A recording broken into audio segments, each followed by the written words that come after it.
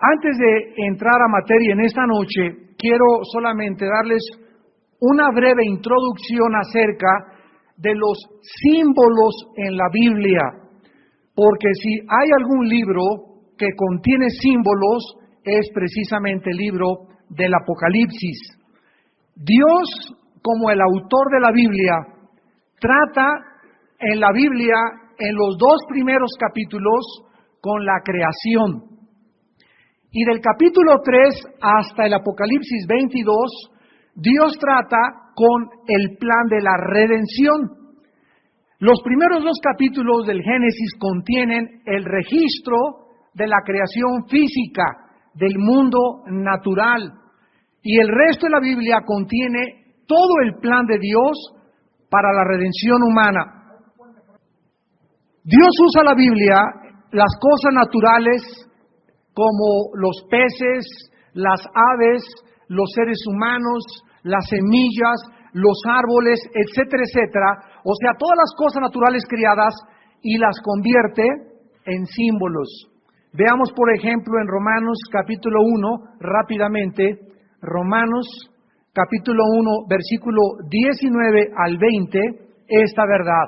Dios usa las cosas naturales de la creación para convertirlas en símbolos. Creo que esto debes apuntarlo en tu Biblia, en tu libreta, porque es básico. Dice en Romanos 1:19, porque lo que de Dios se conoce, les es manifiesto, pues Dios se lo manifestó. Porque las cosas invisibles de Él, o sea, todas las cosas que nuestros ojos naturales, nuestros oídos naturales, no alcanzamos a percibir, su eterno poder y deidad, se hacen visibles. Dice Romanos que Dios convierte lo invisible y lo hace visible. ¿Cómo? A través de la creación. A través de las cosas creadas. Entonces, cuando Cristo bajó al mundo y comenzó a enseñarnos las verdades del mundo que no se ve, que es más real que el se ve, ¿cómo podía Cristo ilustrarnos algo que no hemos visto nunca?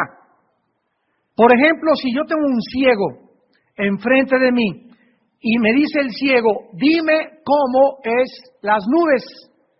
Y yo le digo, son como el algodón, lo dejo en las mismas, porque en su vida ha visto el algodón. Pues fíjate que son blancos, tampoco podría concebir en su mente el blanco, porque jamás ha visto el color blanco. Entonces, no existe un punto de referencia para yo poder transmitirle o comunicarle al ciego algo que nunca ha visto. Entonces, para que yo pudiera explicarle algo, él tendría que tener un punto de referencia, pero no lo tiene.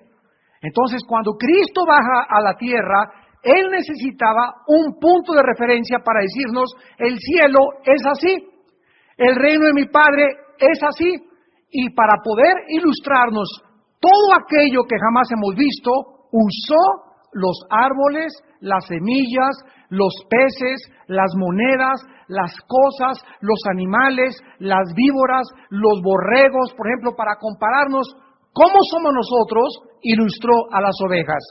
Entonces vemos que todas aquellas cosas que pertenecen al poder de Dios y a su deidad se hacen visibles a través de la creación, siendo entendidas por medio de las cosas hechas, de modo que no tienen excusa. Cuando Cristo quiso ilustrar la resurrección, 1 Corintios 15, Pablo le dijo a las personas que lo interrogaban, eres un necio, nada puede vivir si no muere antes. ¿Y cómo ilustra la Biblia la resurrección? A través de una semilla. La semilla tiene que caer, tiene que tener el contacto del agua, de la tierra, de la humedad, del viento y del sol, para que pueda romperse, comenzar a descender las raíces y ascender el tallo y dar fruto. Así dijo Cristo en la resurrección de los muertos. Nuestro cuerpo es como una semilla que tiene que morir y ahí nosotros ya deshechos totalmente, Dios levanta y comienza a hacer una nueva creación enteramente diferente. Y el cuerpo de la sandía, el cuerpo de la mazorca, el cuerpo de lo que se entierra, no es igual al cuerpo que es puesto en la tierra. Es un cuerpo totalmente diferente. Así hay cuerpo animal, hay cuerpo espiritual. En fin, esto es lo que se llama el lenguaje de la creación, que se convierte en el lenguaje de la redención. Apúntalo, el lenguaje de la creación, Dios lo transforma, lo convierte en el lenguaje de la redención. Mientras más leemos la Biblia, hermanos en Cristo, más vamos a descubrir que el lenguaje de la creación es el lenguaje de Dios, de las señales y de los símbolos. Entonces, cuando llegamos a la Biblia y encontramos a una mujer ramera, capítulo 12, a una mujer rodeada del sol y de la luna, el capítulo 13, a una bestia, encontramos, ¿qué cosa? Símbolos. Esos símbolos tenemos que encontrar su realidad y lo que significan dentro de la misma Biblia. Aquí es en la Biblia donde tenemos que descubrir y encontrar lo que Dios nos quiere decir con una mujer ramera montada sobre una bestia, lo que nos quiere decir con una ciudad como el capítulo 18, lo que nos quiere decir Dios con unos cuernos, con las cabezas, y todos estos símbolos encontramos su significado ¿en dónde? En el lenguaje de la creación. Vean por ejemplo también en Mateo capítulo 13. Mateo capítulo 13, versículos del 10 al 11. Mateo 13, del 10 al 11, esta verdad que acabamos de enunciar. Acercándose los discípulos, le dijeron, ¿por qué les hablas por parábolas? O sea, Señor, ¿por qué estás contando cuentos y estás escondiendo detrás de los cuentos verdades ocultas? Y esto fue precisamente lo que Dios quiso hacer con el mundo cuando Él vino y lo que Él está haciendo y lo seguirá haciendo con todos nosotros. ¿Por qué les hablas por parábolas? Él respondiendo les dijo, escuchemos la respuesta de Jesús, porque a vosotros os es dado saber los misterios del reino de los cielos, mas a ellos no les es dado. O sea que cuando Cristo baja al mundo, no cuenta cuentos así o misterios con un lenguaje rebuscado, florido, etcétera, etcétera, sino que les habla, el sembrador salió a sembrar la semilla, y la semilla cayó junto al camino, otra semilla cayó y se impidió su crecimiento por las piedras, a otra cayó y dio fruto, y detrás de todos estos cuentos, podríamos llamarles así, o parábolas, que es un lenguaje que ilustra algo celestial con algo terrenal, Dios esconde la verdad. Porque Dios quiere que nadie encuentre la verdad más que aquellos que la están buscando. Cuando Cristo estaba ante Pilato, Pilato le dijo, ¿eres tú el Cristo? Y Cristo le contestó, mi reino no es de este mundo. Si mi reino fuera de este mundo, mis servidores bajarían y pelearían y no me hubieran entregado con los judíos. Yo soy de la verdad y todos aquellos que son de la verdad dan testimonio y oyen mi voz. Entonces nosotros descubrimos que esto es exactamente lo que el Espíritu Santo nos quiere revelar. Ahora vean ustedes lo que dice aquí en Mateo capítulo 13, versículo 13.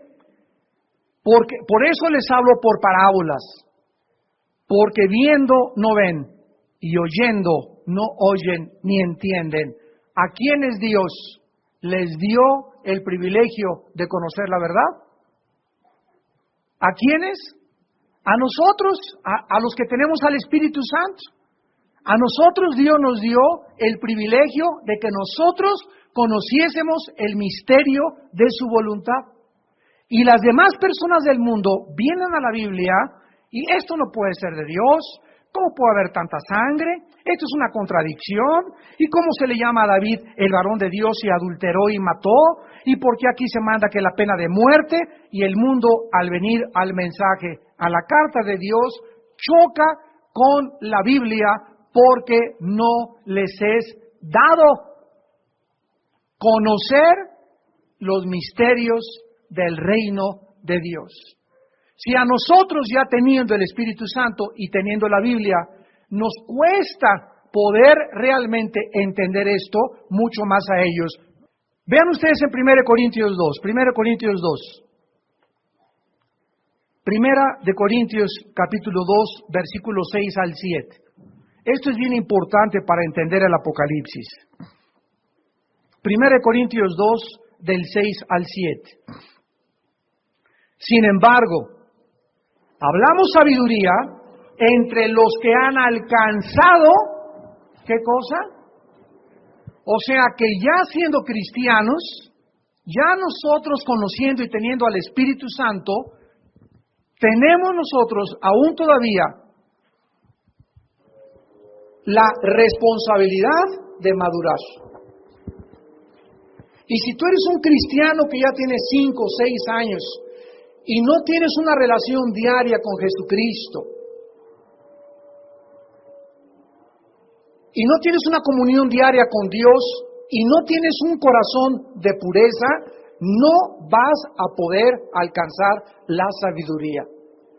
Hablamos sabiduría entre los que han alcanzado madurez, y sabiduría no de este siglo. O sea, el conocimiento de Dios no es de Sócrates, no es de Demóstenes, no es de Carlos Sagan, no es de Alberto Einstein, no es las conclusiones científicas de determinadas personas, es una sabiduría que en este mundo no se puede alcanzar a través de la mente humana, ni a través de la investigación y mucho menos a través de experimentos científicos.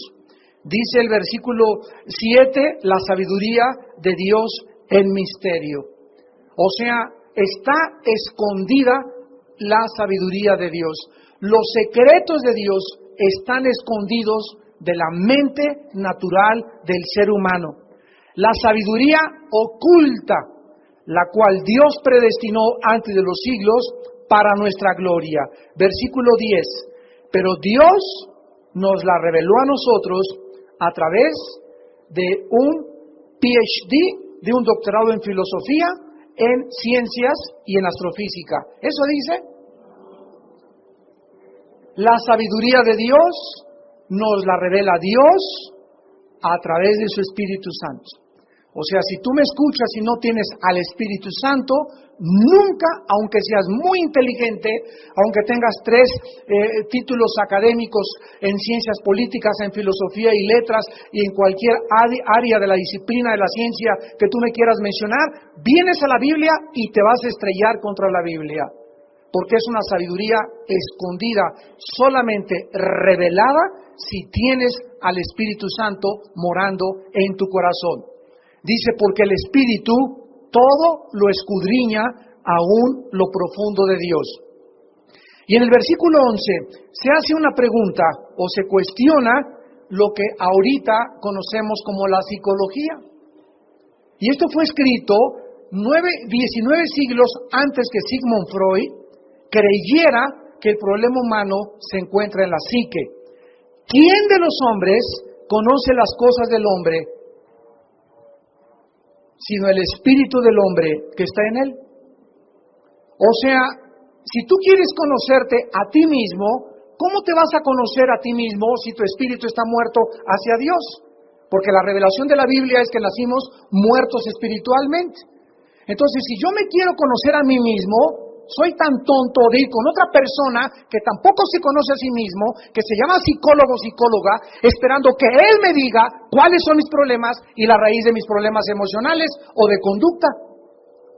Entonces, esto es absolutamente ilógico y es la antítesis del problema que la Biblia trata y que le llama pecado. ¿Quién de los hombres sabe las cosas del hombre sino el espíritu del hombre que está en él? Cuando yo recibí a Cristo y tú también, en ese momento mi espíritu nació de nuevo. Y entonces comencé a conocerme, porque el Espíritu de Dios comenzó a operar en mi espíritu para revelarme qué hay en mi vida y en mi mente. Y las noticias no fueron nada agradables. Dios me comenzó a decir que no hay nada bueno en mi corazón. Que mi corazón es perverso y engañoso más que todas las cosas. Que mis justicias y mi opinión y mi perspectiva que yo tenía de Dios me ponen cero totalmente, reprobado. Que mi concepto del amor, del sufrimiento y del problema humano estoy lejísimos de la verdad. Y no es hasta que el Espíritu de Dios, usando la Biblia, me muestra la verdad, que mi espíritu comienza a conocer verdaderamente la clase de ser humano que yo soy, de dónde vengo, mis problemas, cuál es la raíz, que es el pecado y hacia dónde se dirige mi vida. Dice el versículo 11, así tampoco nadie conoció las cosas de Dios sino el Espíritu de Dios. Entonces el ser humano no conoce a Dios, pero el ser humano quiere conocer a Dios. ¿Y qué ha hecho el ser humano?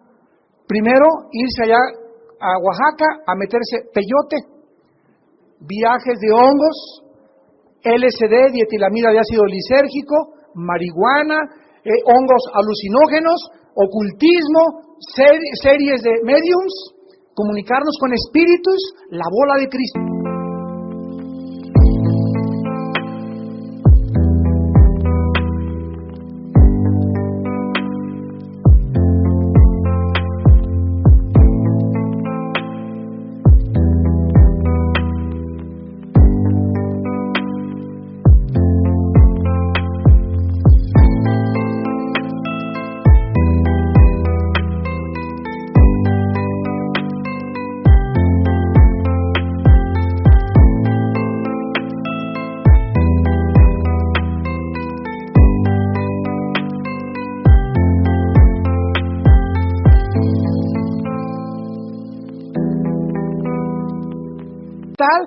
Consultar a Walter Mercado, consultar los horóscopos, irse a los lamas de la India, meterme en un convento, ponerme en meditación en flor de loto. Todos estos sistemas y métodos son inventados por nosotros con el propósito de hacer contacto. Allá anda otro cuate con los ovnis y quiere hacer un contacto con los extraterrestres, y estamos por todos los medios tratando de hacer un contacto con el más allá. Esto es lo que son las religiones. Pero claramente la Biblia nos dice, ¿verdad?, que nadie puede conocer a Dios más que ¿quién? No me veas a mí, ahí lo dice, el Espíritu de Dios. Entonces, ¿quién quiere conocer a Dios? Yo, Señor. La respuesta del cielo es, mi espíritu necesita entrar a mi espíritu, dice el Señor, a tu espíritu. Entonces el Espíritu Santo de Dios tiene que entrar a mi espíritu, porque es el Espíritu de Dios, el único espíritu de los billones de espíritus que andan ahí pululando, espíritus engañadores y demonios, es el único espíritu que conoce las cosas de Dios, y Él mora en mí. ¿No sabéis que vuestros cuerpos son templo del Espíritu Santo? 1 Corintios 6:19, mayor es el que está en nosotros que el que está en el mundo. Que en Cristo están encerrados todos los tesoros de la sabiduría y del conocimiento. Entonces no es hasta que Dios entra en su espíritu, a mi espíritu, que me comienza a enseñar quién soy yo y que yo comienzo a conocer a Dios. Entonces nadie podrá conocer a Dios fuera de Jesucristo, porque es Jesucristo a quien le agradó al Padre revelar los misterios del reino de Dios. Ahora finalmente dice el versículo 12 de 1 Corintios 2, y nosotros no hemos recibido el espíritu del mundo, aquí está, sino el espíritu que proviene de Dios, para que sepamos lo que Dios nos ha concedido, lo cual también hablamos. El cristiano ya no habla filosofía del mundo, el cristiano ya no especula, el cristiano ya no hipotetiza.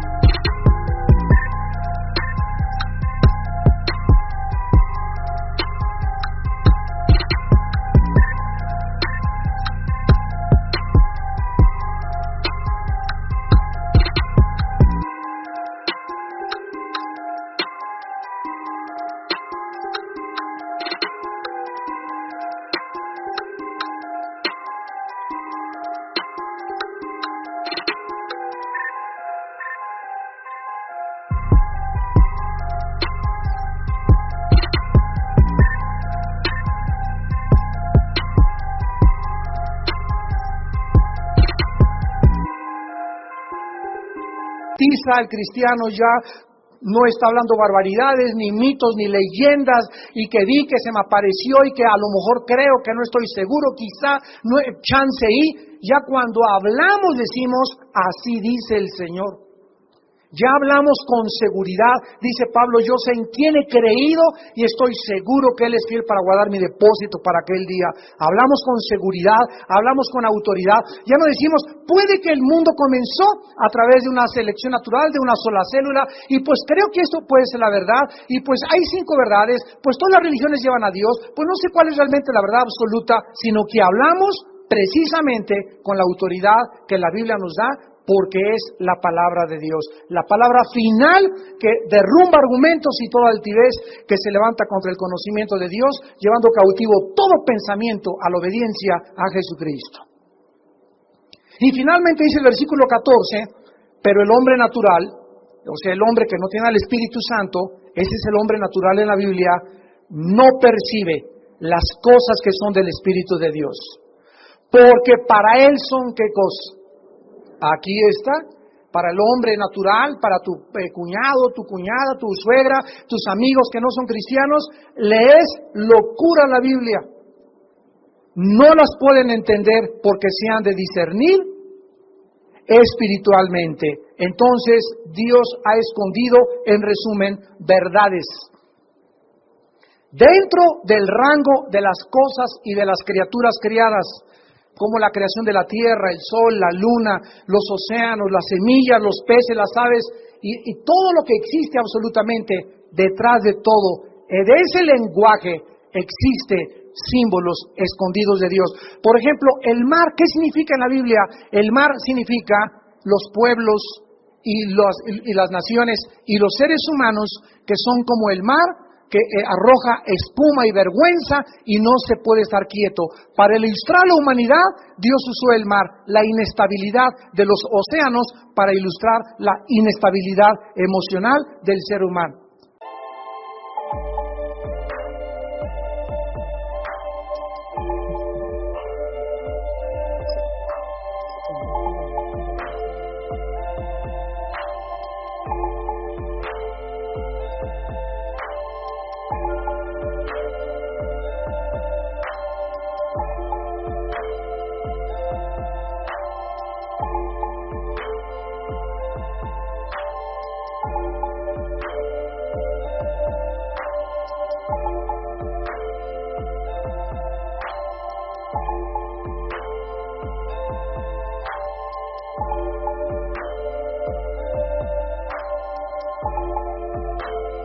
Cuando Dios quiso ilustrar quiénes somos nosotros, ¿a qué animales escogió? ¿A las moscas?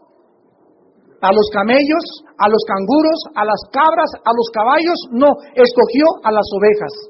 Y cuando te pones a estudiar la vida de las ovejas, como lo hemos visto, descubres por qué a los cristianos se nos compara con ovejas. Porque es el único animal que vive dentro de un rebaño y que no pueden sobrevivir sin un pastor. Porque son torpes, porque son brutas por naturaleza, ojalá que te pongas el saco, semiciegas, tontas, indefensas y todas las características de las ovejas, podemos nosotros adjudicárnoslas y entender por qué se nos compara con las ovejas.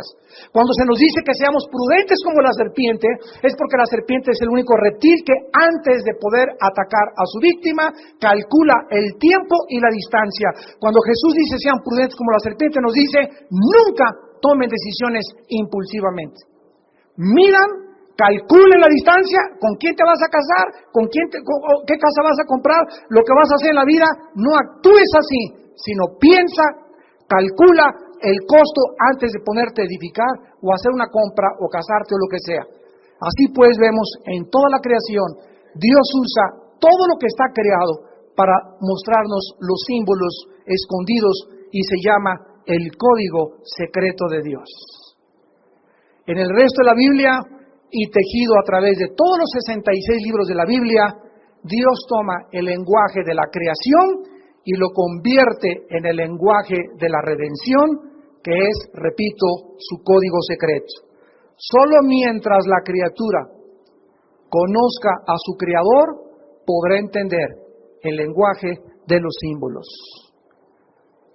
Entonces no necesitas una gran inteligencia para venir a Apocalipsis, necesitas conocer a Dios y tener una relación con Dios para que a través de 5, 10, 15 años de tu vida vengas a Apocalipsis y comiences a entender tantos símbolos, porque es el libro que más símbolos tiene de toda la Biblia.